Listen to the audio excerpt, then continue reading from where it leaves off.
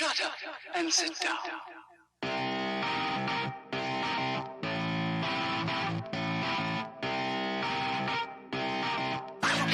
Assalamualaikum warahmatullahi wabarakatuh. Halo, apa kabar semuanya?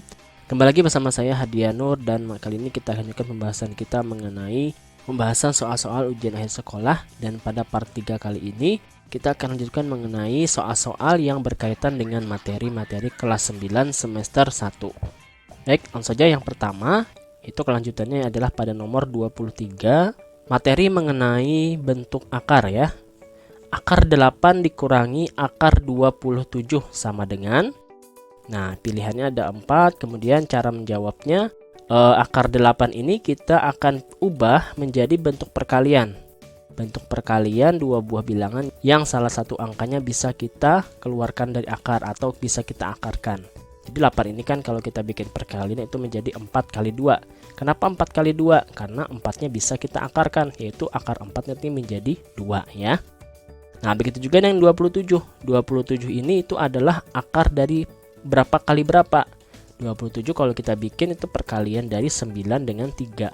Nah, 9 kan bisa kita akarkan, yaitu akarnya adalah 3. Nah, ini sudah selesai nih. Kenapa jadi sudah selesai? Karena 2 akar 2 tidak bisa kita kurangkan dengan 3 akar 3. Jadi jawabannya adalah yang A. Oke. Kemudian nomor 24. 9 pangkat 1/3 kemudian dipangkatkan dengan negatif 6. Sama dengan, ini adalah materi mengenai bilangan berpangkat ya, yaitu bilangan berpangkat negatif dan bilangan berpangkat pecahan. Nah, sesuai dari sifat bilangan berpangkat, maka maksud dari 9 pangkat 1/3 dipangkatkan dengan negatif 6 ini adalah 9 pangkat 1/3 dikali dengan negatif 6. Jadi pangkatnya ini 1/3 dan negatif 6-nya ini kita kalikan ya. Kita kalikan, nah ini kan kita kali ini bisa menjadi, kita coret, kita sederhanakan itu menjadi 9 pangkat negatif 2 ya, negatif 2. Nah, berapa 9 pangkat negatif 2? Pangkat negatif maka menjadi 1/9 pangkat 2 ya, sifat dari bilangan berpangkat. Nah, kemudian ini 9 pangkat 2 adalah 81. Jadi jawabannya A, yaitu 1/81. Oke, gampang ya. Kemudian nomor 25, 10 per akar 5 dikurangi akar 3. Jika penyebutnya dirasionalkan menjadi apa? Nah, ini jangan lupa rumusnya itu adalah kita kalikan dengan akar sekawan dari penyebutnya. Akar sekawan itu tandanya ini yang kita cari lawannya, yaitu kalau negatif berarti kan kawannya adalah positif. Jadi kita kalikan dengan akar 5 tambah akar 3 per akar 5 ditambah akar 3 ya rumusnya. Nah, ini kita kalikan, yang atas menjadi 10 dikali akar 5 ditambah akar 3, kemudian yang di bawah ini sesuai rumus ini menjadi 5 dikurang 3 ya. Nah, 5 dikurang 3 itu adalah 2, jadi 10 bisa kita coret, kita sederhanakan. Hasilnya 10 bagi 2 itu adalah 5. Jadi jawabannya 5 dalam kurung akar 5 ditambah akar 3. Jadi jawabannya adalah yang A juga. Oke, gampang ya. Nah, kemudian soal mengenai persamaan kuadrat. Persamaan kuadrat yang akar-akarnya 4 dan negatif 3 adalah, kita akan membuat suatu persamaan kuadrat yang akar-akarnya 4 dan negatif 3 itu dengan menggunakan rumus yang paling gampang, yaitu X kurang X1 kali X kurang X2 sama dengan 0. 4 ini adalah X1 dan negatif 3 ini adalah X2-nya. Sehingga menjadi di sini X dikurang 4, kemudian X dikurang dengan X2, yaitu negatif 3. Nah, ini negatif ketemu negatif jadi positif, sehingga menjadi X kurang 4 kali X tambah 3 ya. Nah, lalu di sini kita kalikan. Kita kali pelangnya ya namanya ya. X kali X, kemudian X kali 3, sehingga menjadi X kali X itu kan X kuadrat. X kali 3 itu adalah 3X. Kemudian negatif 4 kali X menjadi negatif 4X. Kemudian negatif 4 kita kalikan juga dengan 3, yaitu negatif 12. Nah, di sini ini bisa kita sederhanakan, ini bisa kita hitung ya. Jadi menjadi X kuadrat, ini menjadi 3 dikurang 4, yaitu negatif 1 ya, negatif 1X. Kemudian dikurang 12 sama dengan 0. Jadi jawabannya adalah yang B. Oke. Nah, lanjut nomor 27. Himpunan penyelesaian dari persamaan kuadrat 2x kuadrat tambah 13x tambah 15 sama dengan 0 adalah. Masih ingat cara untuk menentukan himpunan penyelesaian itu ada 3 cara, yaitu dengan rumus pemfaktoran atau rumus kuadrat sempurna atau bisa juga dengan rumus ABC. Nah, di sini kita contohkan dengan menggunakan rumus ABC ya, karena rumus ABC ini sifatnya umum, bisa digunakan pada persamaan kuadrat apapun. Cuman kita harus hafal rumusnya dan jangan sampai salah, karena salah sedikit saja maka tidak akan menemukan jawaban yang tepat. Jadi rumusnya untuk rumus ABC atau rumus kuadrat ya, X1 dan X2 itu adalah negatif B plus minus akar B kuadrat dikurang 4AC per 2A. Nah, yang mana saja nilai ABC-nya nih? Nah, ini nilai A-nya adalah 2, kemudian 13 ini adalah B-nya, dan 15 ini adalah C-nya. Jadi kita masukkan nilai-nilai itu ke dalam rumus ini, sehingga menjadi negatif B menjadi negatif 13 plus minus akar B kuadrat berarti 13 kuadrat dikurang 4 kali A, A-nya 2, kemudian dikali C, C-nya 15 per 2 kali A berarti 2 kali 2. Sehingga menghasilkan negatif 13 plus minus akar 13 kuadrat itu adalah 169 dikurangi 4 kali 2, 8, 8 kali 15, 120 ya. Per 2 kali 2 adalah 4.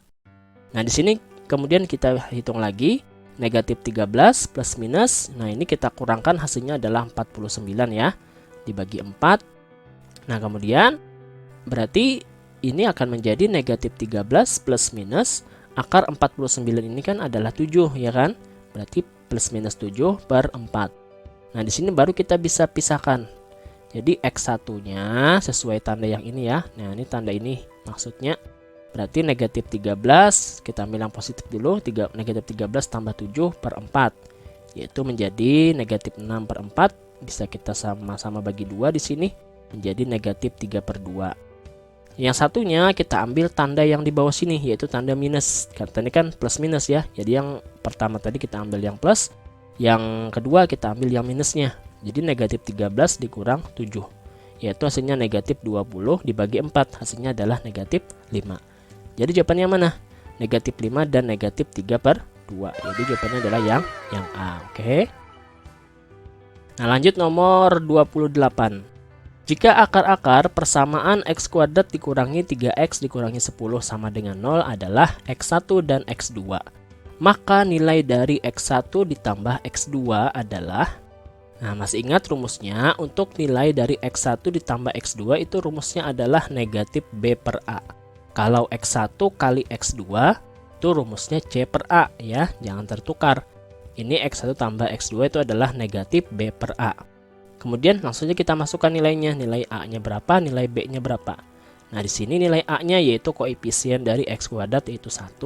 Kemudian B-nya negatif 3. Sehingga di sini menjadi negatif 3 ya. Ini B-nya ya. Kemudian per A, ini A-nya tadi. A-nya 1. Jadi negatif dari negatif 3 per 1. Negatifnya coret ya. Jadi 3 per 1 yaitu 3.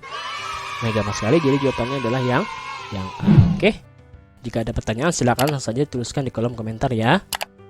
Nah, lanjut nomor 29. Pada persamaan kuadrat atau pada fungsi kuadrat ya, fx sama dengan 3x kuadrat dikurang 3x dikurang 7. Nilai dari A, B, dan C adalah, nah seperti soal-soal yang sebelumnya, ini kita menentukan nilai A, B, dan C ini lihat dari fungsi kuadratnya saja, yaitu angka yang di depan x kuadrat ini adalah nilai A, kemudian angka atau koefisien dari x itu adalah nilai B, dan konstanta itu adalah nilai C. Jadi nilai A-nya adalah 3, B-nya negatif 3, dan C-nya adalah negatif 7. Jadi jawabannya adalah yang C. Oke. Nah, kemudian nomor 30. Sumbu simetri dari kurva fungsi kuadrat fx sama dengan x kuadrat dikurang 8x tambah 12 sama dengan. Sumbu simetri, ingat rumusnya adalah x sama dengan negatif B per 2A. Jadi kita cari dulu A dan B-nya. Nah, ini A-nya koefisien dari X kuadrat berarti 1. Kemudian ini nilai B-nya. B-nya adalah negatif 8. Nah, negatifnya jangan ketinggalan ya, harus ikut. Jadi B-nya adalah negatif 8. Sehingga di sini menjadi negatif 8 per 2 kali 1. 2 kali 1 itu 2.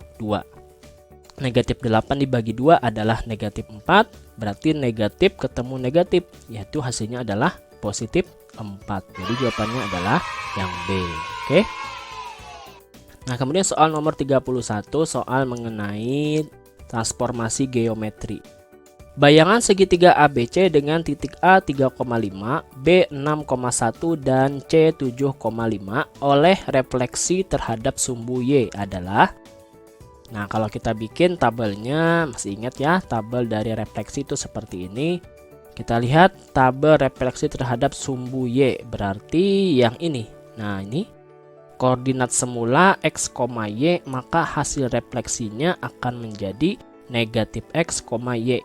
Artinya nilai X-nya akan berubah tanda, sedangkan Y-nya tidak berubah alias tetap. Jadi kalau kita lihat nilai A-nya, yang asalnya A-nya 3,5, nilai X-nya akan kita ubah tanda, berarti menjadi bayangannya adalah negatif 3,5.